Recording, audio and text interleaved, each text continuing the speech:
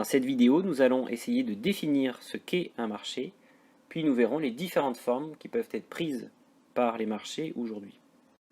Il est possible tout d'abord de remarquer qu'il existe une grande diversité de marchés. Au Moyen Âge, dans les foires médiévales, les commerçants venaient à la rencontre des acheteurs. On retrouve ce principe dans les marchés actuels, qui ont lieu par exemple les dimanches matins dans les villages.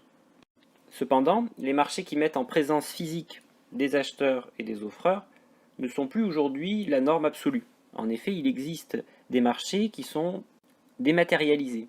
On peut prendre ainsi l'exemple de la vente sur Internet avec des sites comme eBay, etc. Nous allons maintenant essayer de définir ce qu'est un marché.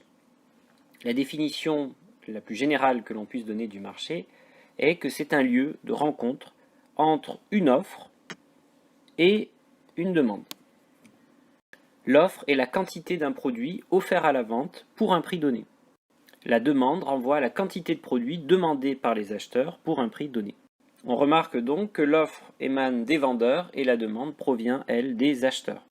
L'offre et la demande se rencontrent donc sur ce que l'on appelle le marché. On peut remarquer que les demandeurs et les offreurs ont des intérêts opposés. Les demandeurs souhaitent acheter au prix le plus faible possible pour pouvoir satisfaire un besoin. Les vendeurs souhaitent vendre au prix le plus élevé pour pouvoir faire du profit. La rencontre entre l'offre et la demande permet de déterminer un prix d'équilibre qui va correspondre au prix de vente du produit. On peut remarquer qu'il existe une grande diversité de produits vendus sur les marchés. En effet, on peut remarquer par exemple des marchés de biens et de services, mais également des marchés de capitaux, sur lesquels sont vendus des capitaux.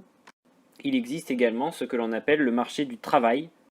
Sur le marché du travail, la demande de travail émane des entreprises qui souhaitent acheter du travail, et donc les personnes qui recherchent un emploi sont des offreurs de travail.